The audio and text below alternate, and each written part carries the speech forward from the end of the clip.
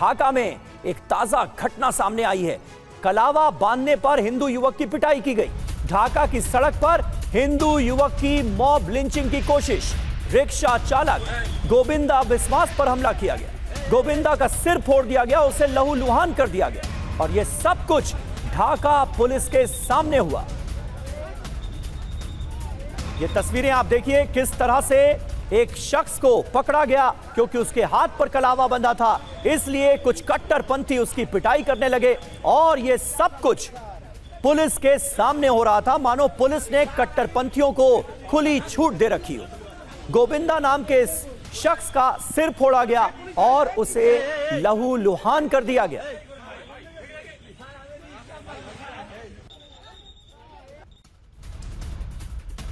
और एक और अहम खबर, जिहादी ग्रुप ने हिंदू महिला को धमकाया। हिंदू महिलाओं को हिजाब पहनने की धमकी दी। कट्टरपंथी ने कहा मुस्लिम देश में हिजाब पहनना ही होगा, हिजाब नहीं पहनने पर मॉब लिंचिंग की धमकी दी जा रही है। तो ये आप देखिए किस तरह से बांग्लादेश का जो मुल्क का जो सेक्युलर कैरेक्टर था उसे पूरी तरह से ध्वस्त करने की कोशिश जिहादी ग्रुप्स कर रहे हैं।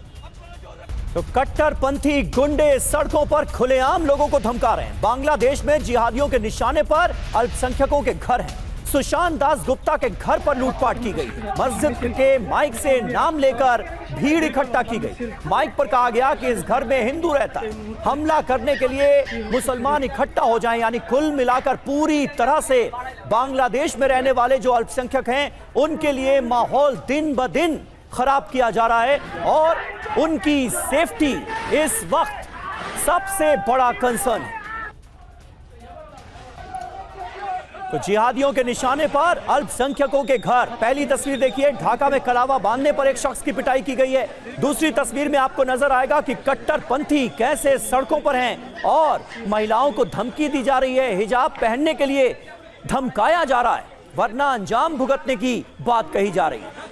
तीसरी तस्वीर में आपके सामने है किस तरह से कट्टरपंथियों की भीड़ कानून को अपने हाथ में लेने पर आमादा नजर आ रही है। और अभी भी बांग्लादेश से जो खबरें सामने आ रही हैं, पता यह चल रहा है कि हिंदुओं को निशाना बनाया जा रहा है। जेनिदा में कनक कांति दास नाम के एक शख्स पर हमला हुआ है। आवामी लीग के हिंदू नेता का घर जलाया गया है। शेख हसीना की पार्टी आवामी लीग के इस हिंदू नेता के घर पर किस तरह से उपद्रव मचाया गया है, तस्वीरें आप जरा देखिए। घर को आग के हवाले कर दिया गया है। कट्टरपंथियों ने हिंदू नेता के घर में आगजनी की। तो ये तस्वीरें बता रही हैं कि जगह जगह किस तरह से कट्टरपंथी आवामी लीग के नेताओं को भी निशाना बना रहे हैं। शेख हसीना से जुड़े जो भी लोग हैं उनको अंजाम भुगतने की धमकी दी जा रही है और लगातार पूरी तरह से अराजकता का माहौल बांग्लादेश में बना हुआ है। हमारे साथ कुछ खास मेहमान मौजूद हैं। मेजर जनरल एसपी अस्थाना हमारे साथ हैं, मुकेश कौशिक जी हमारे साथ मौजूद हैं और बांग्लादेश की राजधानी ढाका से मजहरुल इस्लाम खान साहब भी हमारे साथ इस वक्त जुड़ चुके हैं। मजहरुल साहब, पहला सवाल आपसे, इन तस्वीरों को देखकर बांग्लादेश की आवाम का रिएक्शन क्या है?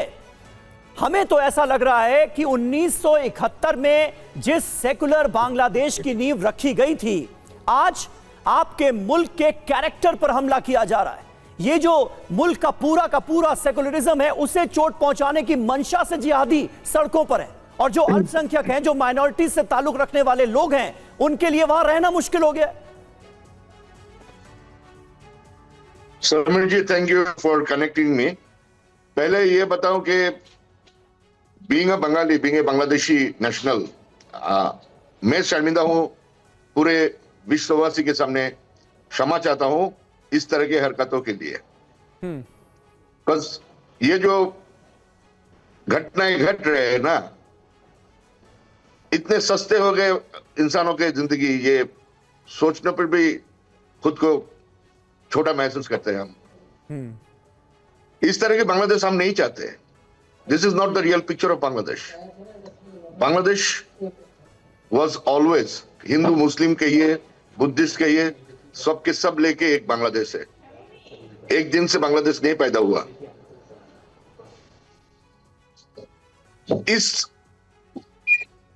ये जो घटनाएं घट रहे हैं ना, पॉलिटिकल इशू को अगर रिलीजियन के संग आप, पिछले दिन भी मैंने बोला था कि पॉलिटिक्स एंड रिलीजियन जब एक संग एक प्लेटफॉर्म पे आ जाता है, ये ब्लेस करते बहुत ज्यादा है, इसका धमाका बहुत ज्यादा होता है। इस धमाके का कारण क्या है ये आप पूछ सकते हैं। धमाके का कारण है to grab the attention of international community. क्यों? सामने इलेक्शन है, कुछ पॉलिटिकल पार्टीज चाहते हैं कि इलेक्शन हो जाए, कुछ चाहते हैं, ठीक है, मेरा पोजीशन अब ठीक नहीं है, थोड़ा बहुत कोशिश कर लेता हूं कि कुछ करके इंटरनेशनल कम्युनिटी के अटेंशन ड्रॉ करने के बाद इस इलेक्शन के बारे में कुछ पीछा डेट सामने बढ़ाने की कोशिश कर रहे हैं। एक पार्टी है जो बांग्लादेश की इमेज को इंटरनेशनल कम्युनिटी के सामने खराब दिखाने के लिए अब जो खान साहब मैंने मान लिया इमोशनल इश्यूज चल रहे हैं हादी के लिए, ऐसा करने की कोशिश कर रहे हैं, बांग्लादेश की तस्वीर बिगाड़ने की कोशिश कर रहे हैं, लेकिन सरकार क्या कर रही है? सरकार के मुखिया मोहम्मद यूनुस क्या कर रहे हैं? वो ये सब कुछ होते हुए देख रहे हैं या फिर वो भी पाकिस्तान के हाथों की कठपुतली बन गए? फर्स्ट ऑफ ऑल यूनुस साहब जब चीफ एडवाइजर के तौर पे बिफोर टेकिंग हिज ओथ, उन्होंने विदेश से आगे ये पहले बोला था कि पहले तुम ये दंगा फसाद बंद करो, मगर नहीं हुआ। अब भी बोला कि दंगा फसाद बंद करो, नहीं हुआ। एक इमोशनल इशू को जिस हादी को लेके ये बातचीत हो रहा है जी, ये दंगा फसाद दिखा रहे हैं लोग, Hadi was always opponent to this things, हम ये हिंसक घटना हम नहीं करेंगे। ये जो भांगचूर डायलॉग पर चल रहा था, हादी पहले से बोल रहे कि मॉब क्यों हम करें, दे हैव राइट्स। अगर वो हमारा विपक्ष भी हो, उनकी माइंडसेट हमारे साथ नहीं मिलता है, मगर he is not involved in any kind of criminal activities or any kind of action against humanity. यानी सोची समझी मंशा के तहत इस वायलेंस को अंजाम दिया जा रहा है, और जिस हादी की हत्या को बेसिस बनाकर इस वायलेंस को अंजाम दिया जा रहा है, वो हादी भी इस तरह की हिंसा के खिलाफ था, आप ये कह रहे हैं। बहरहाल हिंदू युवक दीपू चंद्र दास मर्डर केस पर एक नया दावा सामने आया। बांग्लादेश की रैपिड एक्शन बटालियन ने यह दावा किया है दीपू चंद्र दास ने ईश निंदा नहीं की, क्योंकि यही आरोप लगाकर उस शख्स की मॉब लिंचिंग कर दी गई। धार्मिक अपमान का कोई सबूत नहीं मिला उसके खिलाफ। दीपू मर्डर में 10 अभियुक्तों को गिरफ्तार भी किया गया है। ये तस्वीरें आप देखिए, मानवता के नाम पर, इंसानियत के नाम पर इससे बड़ा कलंक और क्या होगा कि एक शख्स पर ईश निंदा का आरोप लगाती है हिंसा पर आमादा एक भीड़, और उसे सरेआम सबके सामने चलाकर मार डाला जाता है।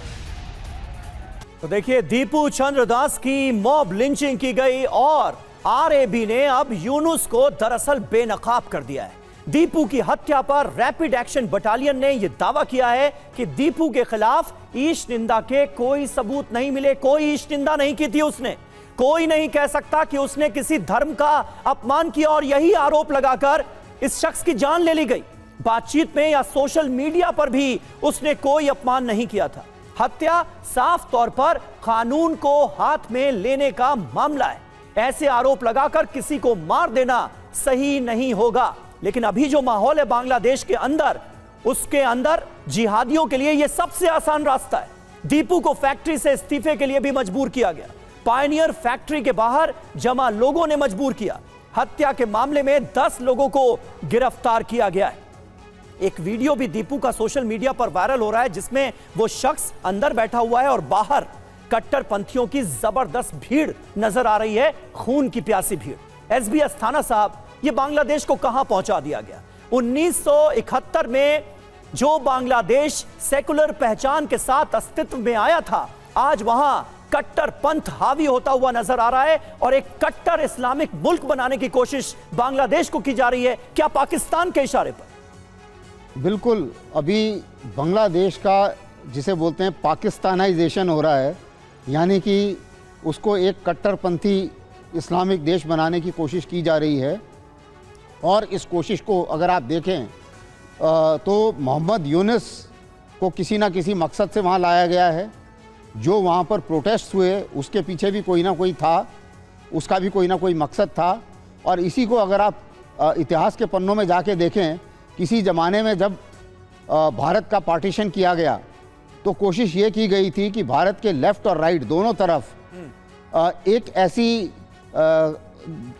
ऐसे देश बनाए जाएं जिसकी कमान वेस्ट के हाथ में हो और वो भारत को कंट्रोल कर पाएं। और 1971 में भारत ने जो एक सेक्युलर बांग्लादेश को आज़ाद कराया और शेख मुजीबुर रहमान ने और वहाँ के उस समय के लोगों ने जो अत्याचार उनके ऊपर हो रहे थे उससे लड़ के अपने देश को आज़ाद किया था और एक सेक्युलर देश बनाया था। लेकिन वो किसी को रास नहीं आया और मुझे लग रहा है कि अब एक कोशिश की जा रही है कि प्री-71 स्टेज पर इस साउथ एशिया को लाया जाए। और उस हालत में अब ये जो कुछ भी किया, वहाँ पर पहले प्रोटेस्ट हुए, फिर यूनुस को वहाँ भेजा, फिर कट्टरपंथियों को आज़ाद किया गया, फिर पाकिस्तान से उनके संबंध बेहतर कराए गए और उसके बाद में अब गिन गिन कर हिंदुओं की लिंचिंग की जा रही है और एक बड़ी सबसे बड़ी पॉलिटिकल पार्टी को इलेक्शन से ही अलग कर दिया गया है। बिल्कुल। तो ये एक पूरा एक प्लान है जिस प्लान के ऊपर तहत आज़ादी के टाइम में बंटवारा किया गया और उसी प्लान के मुताबिक एक स्ट्रेटेजिक समीकरण वो बनाया जा रहा है इस साउथ एशिया सब कॉन्टिनेंट में। बिल्कुल। और बांग्लादेश को डिस्टेबलाइज करने की एक बड़ी साजिश को अमल में लाया जा रहा है। सब कुछ प्री प्लान्ड है, पटकथा पहले से लिखी जा चुकी है, ये साफ नजर आ रहा है। ढाका की एक और खतरनाक तस्वीर अब हम आपको दिखाने जा रहे हैं। मानिक एवेन्यू के सामने आईएसआईएस के झंडे लहराए गए। बचा क्या है? इस्लामिक स्टेट के फ्लैग लहराए जा रहे हैं बांग्लादेश में खुलेआम। ढाका में कट्टरपंथियों ने मार्च निकाला है। बांग्लादेश को क्या आतंकी मुल्क बनाने की तैयारी की जा रही है? तस्वीरें आप देखिए, आईसिस के फ्लैग लहराते कट्टरपंथी बांग्लादेश की सड़कों पर घूमते नजर आ रहे हैं।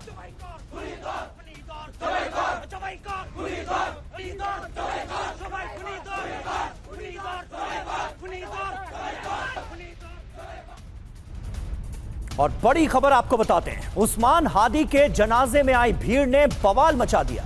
ढाका में अल कायदा समर्थकों ने मार्च निकाला। आईएसआईएस के झंडे लहराते दिखे जिहादी। शरीयत कानून लागू करने की मांग की जा रही है। तो देखिए बड़े पैमाने पर किस तरह से अब मोहम्मद यूनुस के रहते किस तरह से कट्टरपंथी पूरी तरह से हिंसा पर आमादा नजर आ रहे हैं और बांग्लादेश को शरिया कानून की राह पर चलाने की मांग हो रही है।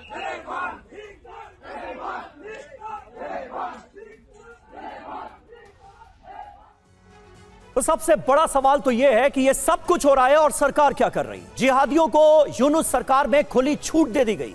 ढाका में फिर धान मंडी पर कट्टरपंथियों ने हमला किया। धान मंडी इलाका कट्टरपंथियों के बड़े निशाने पर है क्योंकि यह शेख मुजीबुर रहमान का इलाका था। शेख मुजीबुर रहमान के घर में फिर से तोड़फोड़ की कोशिश की गई है। जिहादियों ने खुलेआम यहां भी आईएसआईएस के झंडे लहराए, बांग्लादेश में शरिया कानून बनाने की मांग की।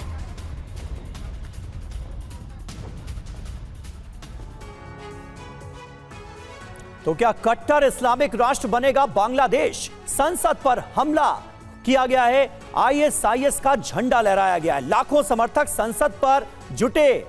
हादी के शव को दफनाने के दौरान भीड़ बेकाबू होती हुई नजर आई। आईएसआईएस का झंडा लहराया गया। हिंसा के दौरान बार बार लहराए गए जनाजे के साथ आईएसआईएस के फ्लैग। सड़कों पर सरेआम नारेबाजी हुई। हिंदू महिलाओं को धमकी दी गई। यानी कुल मिलाकर शरिया कानून को जल्द से जल्द अमल में लाया जाए। अब कट्टरपंथी ये डिमांड करते हुए बांग्लादेश के अंदर नजर आ रहे हैं। मुल्क का जो सेकुलर कैरेक्टर था उस पर चोट पहुंचाने की कोशिश सीधे तौर पर नजर आ रही है। मुकेश जी, ये पूरी प्लानिंग बड़े दिनों से चल रही थी। इसको लेकर तमाम आशंकाएं जाहिर की गई। खुद टीवी9 भारतवर्ष पर कई डिबेट्स में हमने ये आशंका जाहिर की थी कि बांग्लादेश को हिंसा की राह पर धकेला जा सकता है और इसके लिए शेख हसीना विरोधी किसी बड़े नेता की हत्या करवाई जा सकती है और हुआ भी ऐसा ही है। क्या प्लानिंग आपको नजर आती है? आप क्या देख पा रहे हैं बांग्लादेश की इस दुर्दशा में? बांग्लादेश में जो कुछ हो रहा है बहुत बड़ा प्लॉट है और ये प्लॉट नेशनल भी है और इंटरनेशनल भी है, इसके बहुत बड़े पहलू हैं। वो ये कि हिंदुओं को निशाना बनाना, उनका मकसद सिर्फ हिंदू या माइनॉरिटी को निशाना बनाना मकसद नहीं है, वो हिंदुस्तान को प्रवोक करना चाहते हैं। ये एंटी इंडिया सेंटिमेंट भड़काना चाहते हैं। और हादी की हत्या के बाद जिस तरह से इस पूरी घटना को रॉ का एंगल दिया गया है कि रॉ के एजेंट इसके पीछे हैं। अब देखिए जिन जिन लोगों पर हमले हुए हैं, जैसे कि दीपू चंद दास, वो एक फैक्ट्री वर्कर है, एक रिक्शा वाला, वो एक बहुत गरीब वर्कर है लेकिन उसके हाथ पे कलावा बंधा हुआ है, प्रशांत जो एक पत्रकार है। मतलब उन्होंने रैंडमली ऐसे हिंदुओं को चुना है कि पूरी एक कौम को ऐसा लगे कि पूरी हिंदुस्तान, हिंदुओं को जो हमला करके वो हिंदुस्तान को पूरी तरह से प्रवोक कर सकें। और इसमें यूनुस सरकार पूरा साथ दे रही है। पाकिस्तान के कठपुतली बन गए हैं यूनुस, और उन्होंने आईएसआई को और पाकिस्तान के पूरे प्लॉट को यहाँ पर पैन आउट होने दिया है। मुझे लगता है कि अब भारत की तरफ से सॉफ्ट के बजाय कुछ हार्ड डिप्लोमेटिक कदम उठाने का वक्त आ गया है। आपने देखा होगा अभी संसद में हमारी विदेश मंत्रालय की स्थायी समिति की रिपोर्ट भी आई, जिसमें ये चिंता जाहिर की गई कि बांग्लादेश में हम जो एंटी इंडिया नैरेटिव है उसको कैसे बदलें और हिंदुओं पर जो अटैक हो रहा है उसके डायमेंशन को किस तरह से समझें। बिल्कुल मजरूल साहब, मुकेश जी जो बात कह रहे हैं कि आप उससे इत्तेफाक रखते हैं, जानबूझकर अल्पसंख्यकों को, हिंदुओं को जिस तरह से बांग्लादेश के अंदर निशाना बनाया जा रहा है, उसके पीछे भी एक बड़ा मोटिव क्या यही नजर आता है कि एंटी इंडिया नैरेटिव को किसी तरह से तूल दिया जा सके और भारत के साथ जो बचे कुचे रिश्ते हैं उनको भी खत्म करवा दिया जाए? ये मेरा सोच है कि this is for a time being. Okay, ये इलेक्शन, ये soft corner, international soft corner, international attention draw करने के इश्यूज हैं। अगर ठीक ठाक एक इलेक्शन हो जाता है, ये जो टेंशन है, ये जो दूरियां है, तो फ्रेंडली कंट्रीज के बीचों में सॉल्व हो जाएगा इंशाल्लाह। लेकिन सर ऐसे माहौल में कैसे फेयर इलेक्शन होंगे? सवाल तो ये भी है। We are expecting, we are hoping for that, let it be done ना, ये हो जाए। और दूसरी बात ये है कि देखिए हिंदुस्तान पे बहुत सारे लोग मरते हैं, हिंदू उनमें से ज्यादा हिंदू होते हैं, मुस्लिम का मत है ड्यू टू माइनॉरिटी। और जब दो मुस्लिम के ऊपर कुछ घट जाता है वो इशू बन जाता है due to their minority. In Bangladesh the same thing is happening due to the majority are killed after 5th of August 2024.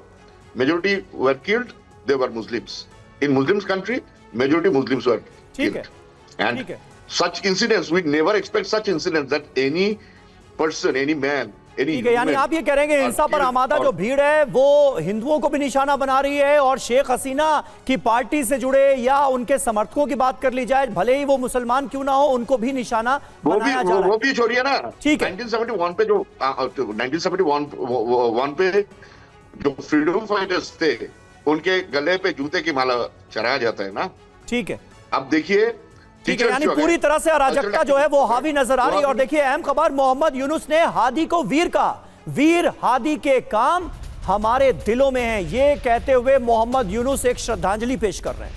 Hadi को बांग्लादेश कभी भूलेगा नहीं, पूरा बांग्लादेश हादी को प्यार करता है, पूरे बांग्लादेश की तरफ से हादी को सलाम। मोहम्मद यूनुस बांग्लादेश की सरकार के मुखिया क्या कह रहे हैं, सुनिए। हादी के जनाजे में उसे महान बनाते हुए उसकी मौत पर आंसू बहाए जा रहे हैं, लेकिन माइनॉरिटीज के साथ, हिंदुओं के साथ जो सलूक किया जा रहा है, हादी के समर्थक जिस तरह से हिंसा पर आमादा हैं, उसके खिलाफ एक लफ्ज नहीं बोला गया है। बांग्लादेश को हिंसा की आग में झोंकने वाले हादी का यूनुस महिमा मंडन कर रहे हैं, उसे वीर बता रहे हैं, और उसका शव संसद के पास राष्ट्रीय कवि नजरुल इस्लाम की कब्र के पास दफना रहे हैं। लेकिन बांग्लादेश में इस वक्त जो हो रहा है उसका केंद्र जिहादी उस्मान हादी ही है। यह भी अपने आप में एक बड़ी जानकारी है, और तख्ता पलट के बाद से ही हम देख रहे हैं लगातार भारत विरोधी, हिंदू विरोधी एजेंडा बांग्लादेश में चलाया जा रहा है। और अपने तमाम खास मेहमानों का शुक्रिया अदा करना चाहेंगे आज हमारे साथ जुड़ने के लिए। बांग्लादेश से हमारे साथ खान साहब भी जुड़े थे, आपका भी बहुत बहुत शुक्रिया।